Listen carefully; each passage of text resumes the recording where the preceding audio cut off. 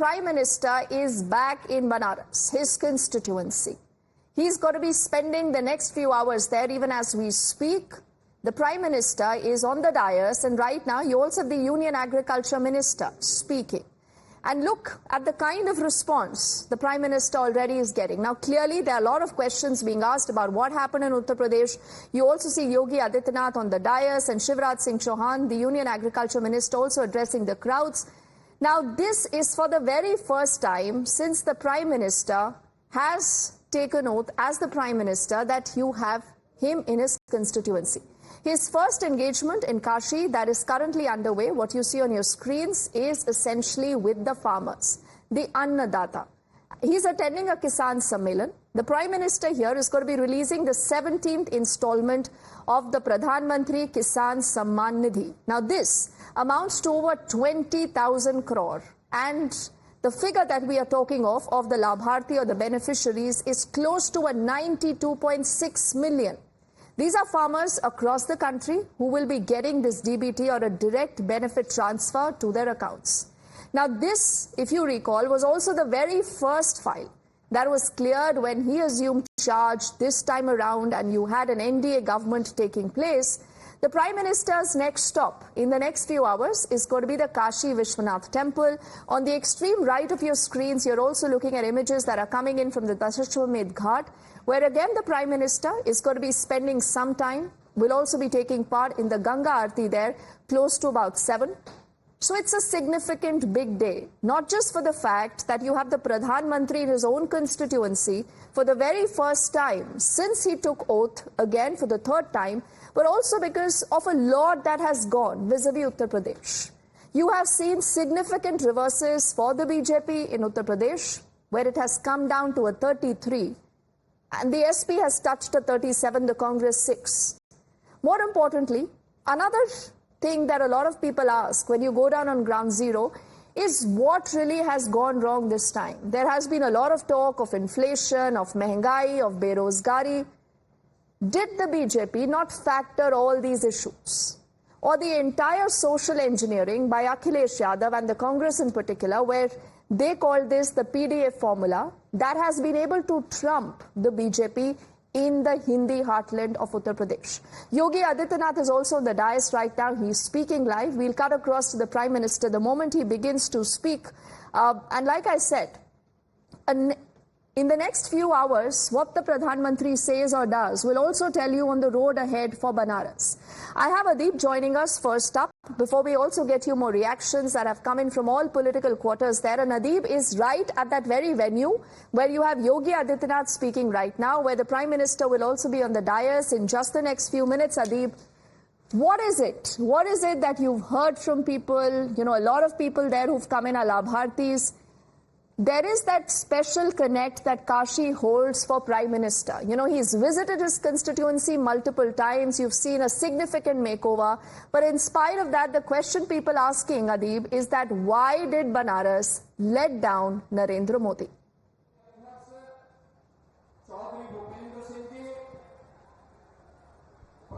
Well, Deepti, this is the one question that BJP is seeking answers to. Prime Minister Modi, who secured around 5 lakh votes in the last election, 2019 general elections, was able to cross the margin of 1.5 lakh votes this time in 2024 elections. And this is the first ever visit of Prime Minister Modi after being re-elected from the constituency of Varanasi, and all eyes will be on what Prime Minister Modi will be saying to the people of Kashi, to the people of Uttar Pradesh and to the nation. Here Prime Minister Modi will be giving the 17th installment of PM Kisan Nidhi scheme that will benefit around 9.28 crores farmers across the nation. But more importantly, all eyes will be on what Prime Minister is going to say, whether he's going to talk about the opposition, whether he's going to talk about Samajwadi Party, who is at the time the #1 party, speaking in terms of seats in Uttar Pradesh. BJP is the second largest party. BJP has come down to only 33 seats in the state of Uttar Pradesh, while BJP was above 60 in the last elections. So what went wrong on the ground? These are the questions which BJP is also seeking answers. And all eyes of the BJP cadre or the people of Kashi will be on Prime Minister Modi himself. Prime Minister Modi says that he has a special connect with the people of Kashi. Prime Minister says that this is his Karm Bhumi and Ma Ganga ne in PM ko yahan par bulaya hai. So what will be the message of Prime Minister for the voters of Kashi? This will also be his first ever statement that he's going to make in Kashi after the election. So how he's going to express his gratitude to the people of Kashi. All eyes will be on this. Let me show you the visuals. Right now, Chief Minister Yogi Adityanath is speaking. Prime Minister Modi is there.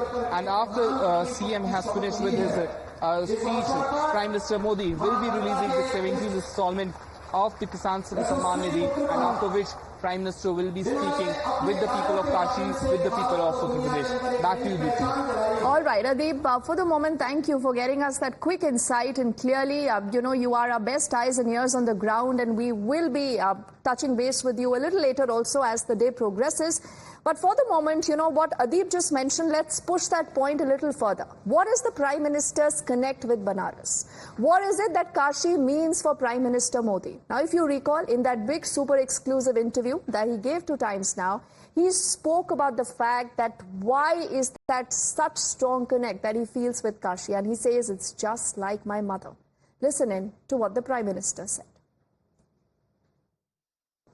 न मैं यहाँ आया हूँ, न मुझे किसी ने भेजा है, मुझे तो माँ गंगा ने बुलाया है।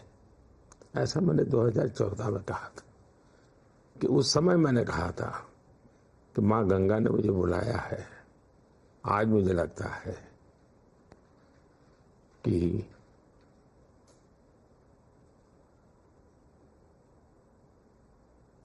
माँ गंगा ने मुझे गोद लिया है।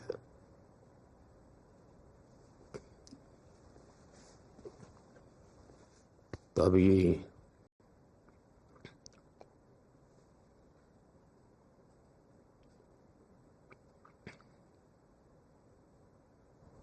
दस साल बीत गए, काशी से इतना नाता जुड़ गया। So the Prime Minister time and again, remember, does speak of that special nata, the special relationship that he has with Kashi. Good to have Neeti Jain, who's representing the BJP on the show. We also have Manish Singh Ji, who's the SP's national spokesperson. We'll also be joined with Kapil Madan, who's a political analyst, leans towards the Congress in just a moment. And we'll keep you ahead on what happens right now. In the center of your screens, you're looking at that live image coming in. That is Yogi Adityanath speaking right now. And very soon, we will be hearing from the Pradhan Mantri, who says he's a Kashi Putra. He's back at his Karm Bhumi. Neeti, what is it that we could hear from the Prime Minister? In Banaras, where the Prime Minister has done so much, there is this talk of that entire Varanasi model, where you have growth that meets opportunities. Why did the victory margin of the Prime Minister decline? Is there a reason for you people to get worried?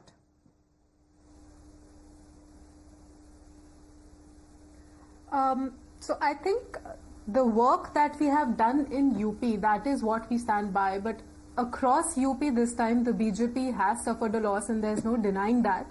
And I personally feel the major reason for that is the kind of misinformation campaign that was run by the opposition that probably somewhere worked.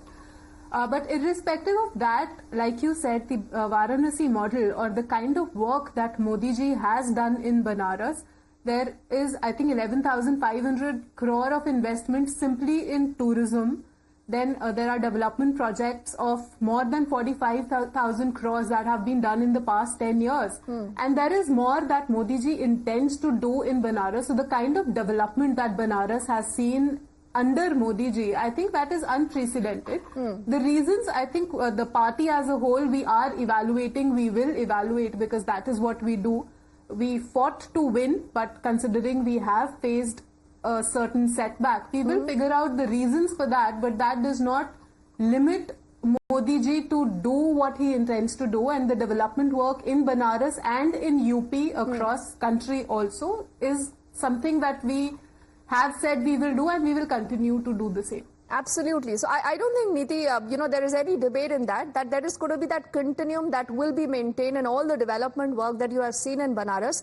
Good to also have Kapil, who's joining us now, and we'll stay live with those shots. And just to let you know, right now it's Yogi Adityanath who's speaking, and if you look very closely, at all these images that are coming in right now, whether it's the Agriculture Minister, Shivraj Singh Chauhan, Yogi Adityanath, you do realize that, Kapil, somewhere the BJP has realized what its mistake was. They have gone in for a course correction. Rural distress has been a big talking point, perhaps an Achilles heel of the government. Now, considering it's the Prime Minister's own constituency, Kapil, should you be gloating of the fact that the BJP has suffered reverses? How do you look ahead in Kashi and in Uttar Pradesh, Kapil? One thing is clear, the BJP has got a setback and they've got their lesson. If I read, correctly, Prime Minister is going there and he's going to announce various schemes for the farmers. But I think the Prime Minister should not forget that, our own farmers in Punjab, they have been protesting for almost 1 year now. We've seen how they were being treated. We saw how the farmers were treated in Haryana. We saw during the first farmers' protest how the farmers were treated. I think it's very little and very less in a day because, the farmers know that this government promotes crony capitalism, and that's the reason why they've understood the reality, and that's why you have the results which we all know what the results are. Kapil, Neeti just mentioned that this is misinformation. Manish, I know you haven't spoken, but I just want to cut full frame to these images now of the Prime Minister who's on the dais, and this is where you have his very first cabinet decision of the NDA government 3.0 that is getting into reality. This is the DBT transfer that is happening to more than 9.26 crore farmers across the country. The first big decision that was made by the Modi government, considering you've heard responses that came in both from the BJP and the Congress, that somewhere that agrarian push, the rural distress, has to be addressed by the Prime Minister and his government now. Sachdeva जी कर सके ये मुस्कान है खुशहाली की देश के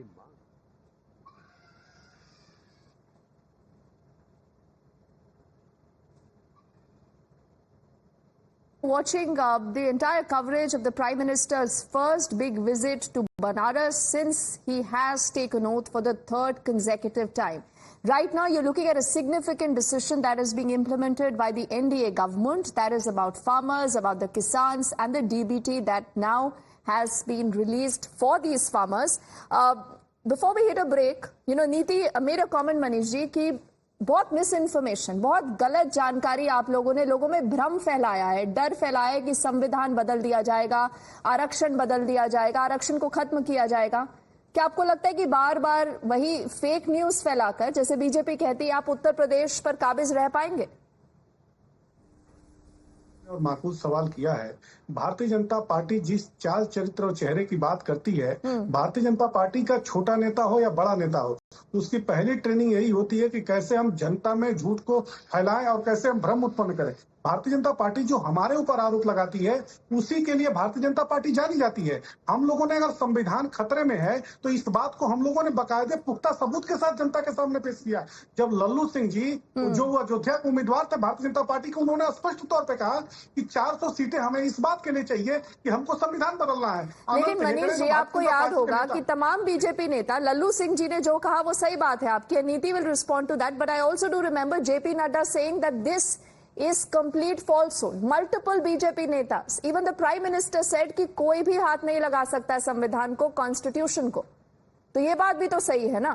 बिल्कुल सचदेवा जी, आपने बिल्कुल वाजिब बात कही है, लेकिन भारत के प्रधानमंत्री जी ने उनकी उम्मीदवारी क्यों नहीं कैंसिल किया? उनको पार्टी से क्यों नहीं बर्खास्त किया? अनंत हेगड़े को पार्टी से क्यों नहीं बाहर किया? और सचदेवा जी, जो बात आपने उठाया सवाल, वो ठीक बात है, लेकिन आप पूछिए ना भारतीय जनता पार्टी के लोगों से। आज 20,000 करोड़ रुपए भारत के प्रधानमंत्री जी दे रहे हैं, आज 17वीं किस्त जारी हो रही है, उन किसानों की बात कर रहे हैं। 1,25,573 किसानों ने इन 10 वर्षों में आत्महत्याएं की हैं। नीति उसका जवाब देती है। मनीष जी, लेट नीति रिस्पॉन्ड। नीति,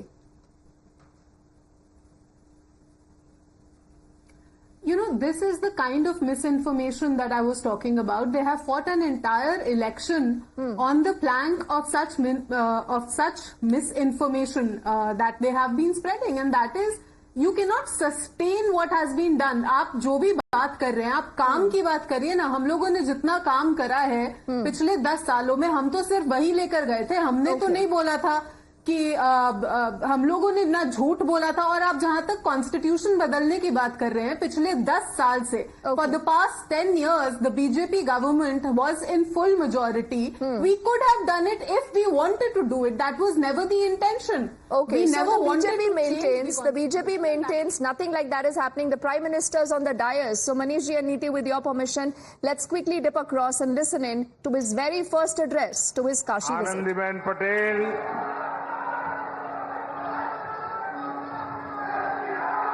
मुख्यमंत्री श्रीमान योगी आदित्यनाथ, केंद्रीय मंत्रिमंडल के मेरे सहयोगी शिवराज सिंह चौहान, भागीरथ जी चौधरी, उत्तर प्रदेश के उप मुख्यमंत्री केशव प्रसाद मौर्य, ब्रजेश पाठक, विधान परिषद के सदस्य और भारतीय जनता पार्टी के अध्यक्ष श्री भूपेंद्र चौधरी जी, प्रदेश सरकार के अन्य मंत्रीगण, जनप्रतिनिधिगण और विशाल संख्या में आए हुए मेरे किसान भाई बहन, काशी के मेरे परिवारजनों,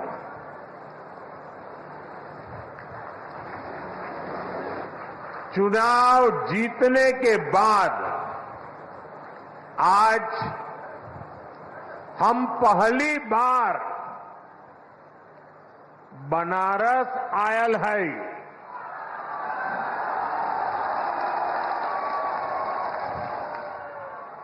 काशी के जनता जनार्दन के हमार प्रणाम.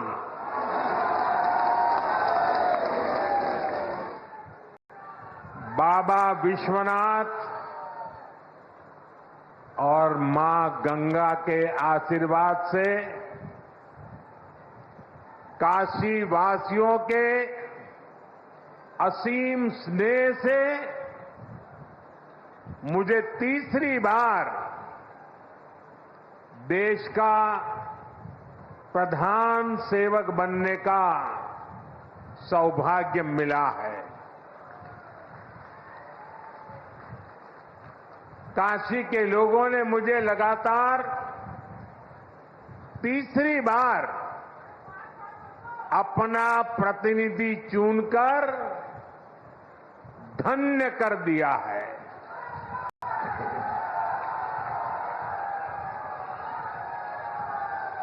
अब तो मां गंगा ने भी जैसे मुझे गोद ले लिया है, मैं यहीं का हो गया हूं. इतनी गर्मी के बावजूद आप सभी यहां बड़ी संख्या में आशीर्वाद देने आए और आपकी ये तपस्या देख करके सूर्य देवता भी थोड़ा ठंडक बरसाने लग गया.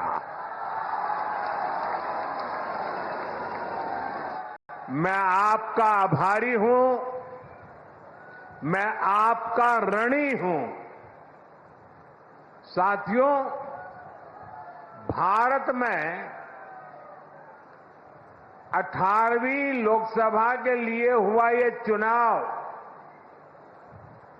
भारत के लोकतंत्र की विशालता को, भारत के लोकतंत्र के सामर्थ्य को, भारत के लोकतंत्र की व्यापकता को, भारत के लोकतंत्र की जड़ों की गहराई को दुनिया के सामने पूरे सामर्थ्य के साथ प्रस्तुत करता है. इस चुनाव में देश के 64 करोड़ से ज्यादा लोगों ने मतदान किया है. पूरी दुनिया में इससे बड़ा चुनाव कहीं और नहीं होता है, जहां इतनी बड़ी संख्या में लोग वोटिंग में हिस्सा लेते हैं। अभी मैं G7 की बैठक में हिस्सा लेने के लिए इटली गया था। G7 के सारे देशों के सारे मतदाताओं को मिला दे तो भी भारत के वोटर्स की संख्या उनसे 1.5 गुना ज्यादा है। यूरोप के तमाम देशों को जोड़ दें, यूरोपियन यूनियन के सारे मतदाताओं को जोड़ दें तो भी भारत के वोटर्स की संख्या उनसे 2.5 गुना ज्यादा है। इस चुनाव में 31 करोड़ से ज्यादा महिलाओं ने हिस्सा लिया है। ये एक देश में महिला वोटर्स की संख्या के हिसाब से पूरी दुनिया में सबसे ज्यादा है। ये संख्या अमेरिका की पूरी आबादी के आसपास है। भारत के लोकतंत्र की यही खूबसूरती, यही ताकत पूरी दुनिया को आकर्षित भी करती है, प्रभावित भी करती है। मैं बनारस के हर मतदाता का भी लोकतंत्र के एक उत्सव को सफल बनाने के लिए आभार व्यक्त करता हूं। ये बनारस के लोगों के लिए भी गर्व की बात है। काशी के लोगों ने तो सिर्फ MP नहीं बल्कि तीसरी बार PM भी चुना है। इसलिए आप लोगों को तो डबल बधाई। साथियों, इस चुनाव में देश के लोगों ने जो जनादेश दिया है वो वाकई अभूतपूर्व है। इस जनादेश ने एक नया इतिहास रचा है। दुनिया के लोकतांत्रिक देशों में ऐसा बहुत कम ही देखा गया है कि कोई चुनी हुई सरकार लगातार तीसरी बार वापसी करे। लेकिन इस बार भारत की जनता ने ये भी करके दिखाया है। ऐसा भारत में 60 साल पहले हुआ था।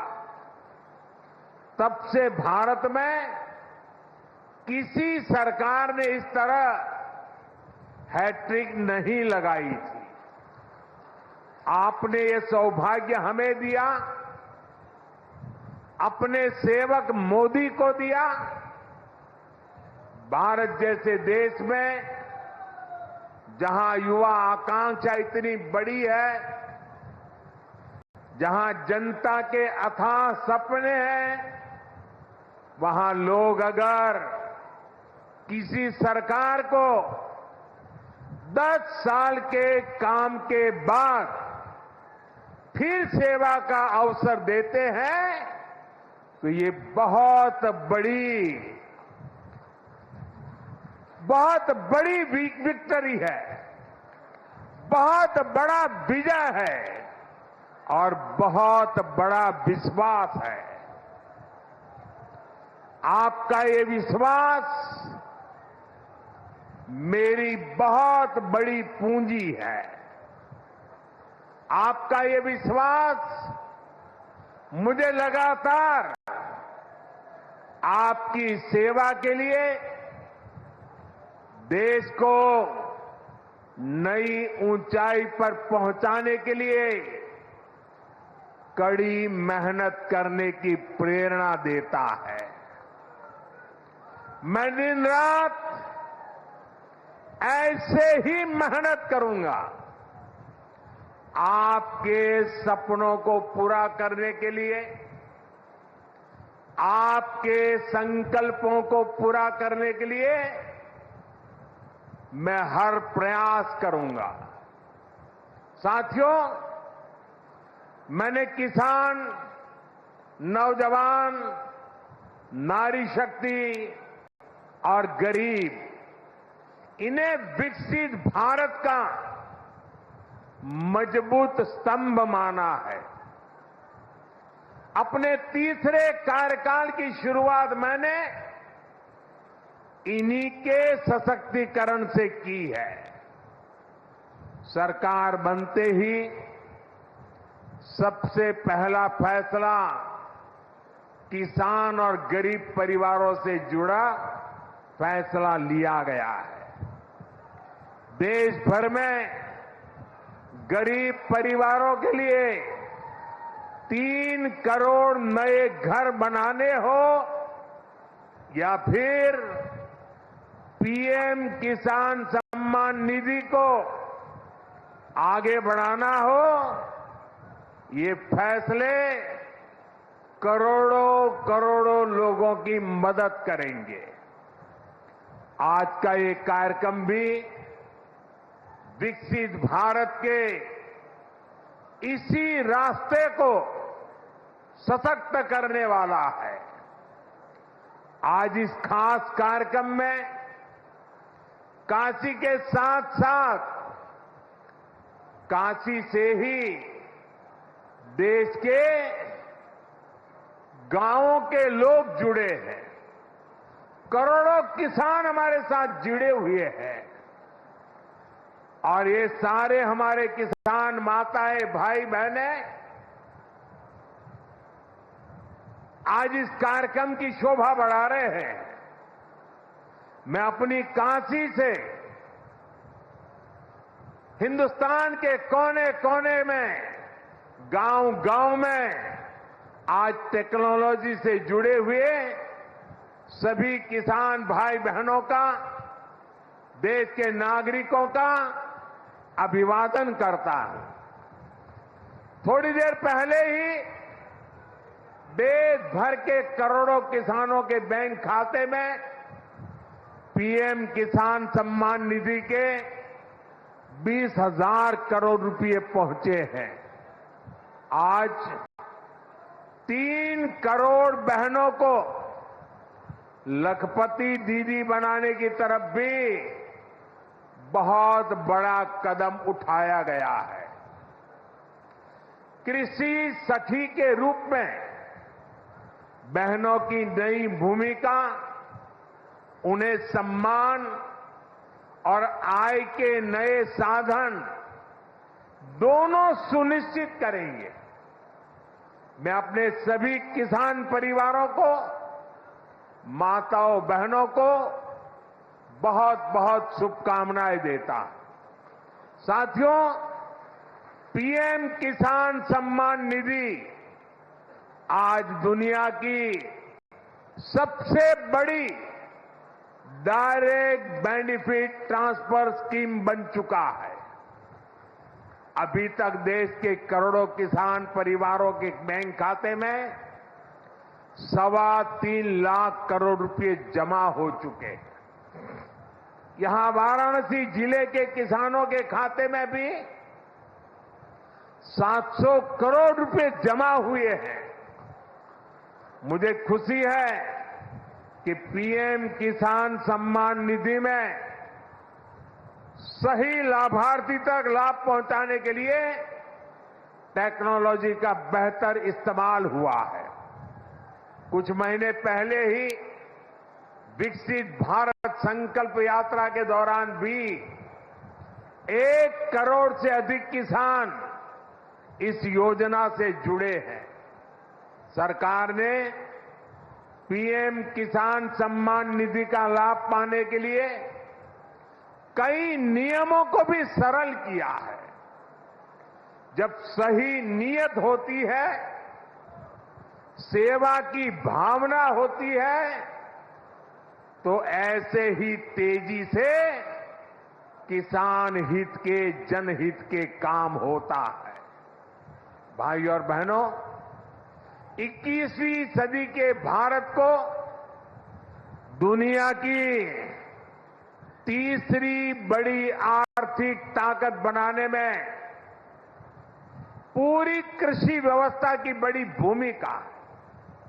हमें वैश्विक रूप से सोचना होगा, ग्लोबल मार्केट को ध्यान में रखना होगा, हमें दलहन और तिलहन में आत्मनिर्भर बनना है और कृषि निर्यात में अग्रणी बनना है। अब देखिए, बनारस का लंगड़ा आम, जौनपुर की मूली, गाजीपुर की भिंडी, ऐसे अनेक उत्पाद आज विदेशी मार्केट में पहुंच रहे हैं। वन डिस्ट्रिक्ट वन प्रोडक्ट और जिला स्तर पर एक्सपोर्ट हब बनने से एक्सपोर्ट बढ़ रहा है और उत्पादन भी एक्सपोर्ट क्वालिटी का होने लगा है।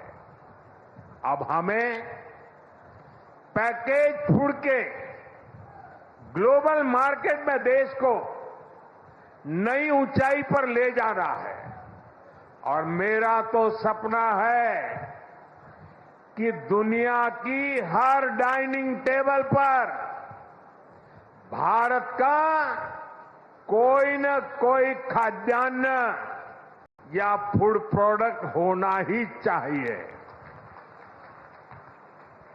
इसलिए हमें खेती में भी जीरो इफेक्ट, जीरो डिफेक्ट वाले मंत्र को बढ़ावा देना है। मोटे अनाज, श्री अन्न का उत्पादन हो,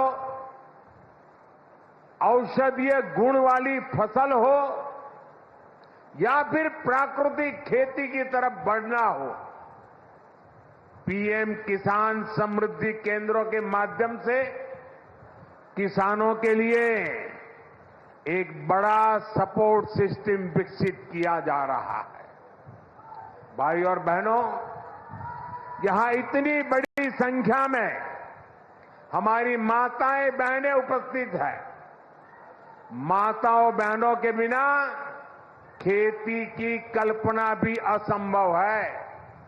इसलिए अब खेती को नई दिशा देने में भी माताओं बहनों की भूमिका का विस्तार किया जा रहा है। नमो ड्रोन दीदी की तरह ही कृषि सखी कार्यक्रम ऐसा ही एक प्रयास है। हमने आशा कार्यकर्ता के रूप में बहनों का काम देखा है। हमने बैंक सखियों के रूप में डिजिटल इंडिया बनाने में बहनों की भूमिका देखी है। अब हम कृषि सखी के रूप में खेती को नई ताकत मिलते हुए देखेंगे। आज 30,000 से अधिक सहायता समूहों को कृषि सखी के रूप में प्रमाण पत्र दिए गए हैं। अभी 12 राज्यों में ये योजना शुरू हुई है। आने वाले समय में पूरे देश में हजारों समूहों को इससे जोड़ा जाएगा। ये अभियान 3 करोड़ लखपति दीदियां बनाने में भी मदद करेगा। भाई और बहनों, पिछले 10 वर्षों में काशी के किसानों के लिए केंद्र सरकार ने और राज्य सरकार ने पिछले 7 साल से राज्य सरकार को मौका मिला है, पूरे समर्पण भाव से काम किया है। काशी में बनास डेयरी संकुल की स्थापना हो, किसानों के लिए बड़ा पेरिसेबल कार्गो सेंटर हो, विभिन्न कृषि शिक्षा एवं अनुसंधान केंद्र हो या इंटीग्रेटेड पैक हाउस हो, आज इन सब के कारण काशी और पूर्वांचल के किसान बहुत मजबूत हुए हैं, उनकी कमाई बढ़ी है। बनास डेयरी ने तो बनारस और आसपास के किसानों और पशुपालकों का भाग्य बदलने का काम किया है। आज ये डेयरी हर रोज करीब 3 लाख लीटर दूध जमा कर रही है। अकेले बनारस के ही 14,000 से ज्यादा पशुपालक, ये हमारे परिवार इस डेयरी के रजिस्टर्ड हो चुके हैं। अब बनास डेयरी अगले 1-1.5 साल में काशी के ही 16,000 और पशुपालकों को अपने साथ जोड़ने जा रही है। बनास डेयरी आने के बाद बनारस के अनेकों दूध उत्पादकों की कमाई में भी 5 लाख रुपए तक की वृद्धि हुई है। हर साल किसानों को बोनस भी दिया जा रहा है। पिछले साल भी 100 करोड़ रुपए से ज्यादा का बोनस पशुपालकों के बैंक खाते में भेजा गया था। बनास डेयरी अच्छी नस्ल की गीर और साहिवाल गायों को भी किसानों को दे रही है। इससे भी उनकी आमदनी बढ़ी है। साथियों, बनारस में मछली पालकों की आय बढ़ाने के लिए भी हमारी सरकार लगातार काम कर रही है। पीएम मत्स्य संपदा योजना से सैकड़ों किसानों को लाभ हो रहा है। उन्हें अब किसान क्रेडिट कार्ड की भी सुविधा मिल रही है। यहां पास में चंदौली में करीब 70 करोड़ की लागत से आधुनिक फिश मार्केट का निर्माण भी किया जा रहा है। इससे भी बनारस के मछली पालन से जुड़े किसानों को मदद मिलेगी। साथियों, मुझे खुशी है कि पीएम सूर्यघर मुफ्त बिजली योजना को भी बनारस में जबरदस्त सफलता मिल रही है। यहां के करीब 40,000 लोग इस योजना के तहत रजिस्टर हुए हैं। बनारस के 2100 से ज्यादा घरों में सोलर पैनल लग चुका है। अभी 3,000 से ज्यादा घरों में सोलर पैनल लगाने का काम चल रहा है। जो घर पीएम सूर्यघर मुफ्त बिजली योजना से जुड़े हैं, उनमें से ज्यादातर को डबल फायदा हुआ है। उनका बिजली बिल तो 0 हो ही गया है, 2-3 हजार रुपये की कमाई भी होने लगी है। साथियों, बीते 10 सालों में बनारस शहर और आसपास के गांवों में कनेक्टिविटी का जो काम हुआ है, उससे भी बहुत मदद हुई है। आज काशी में देश के सबसे पहले सिटी रोपवे प्रोजेक्ट का काम अपने आखिरी पड़ाव तक पहुंच रहा है। गाजीपुर, आजमगढ़ और जौनपुर के रास्तों को जोड़ती रिंग रोड विकास का रास्ता बन गई है। फुलवरिया और चौका घाट के फ्लाईओवर बनने से जाम से जूझने वाले बनारस के आप लोगों को बहुत राहत हुई है।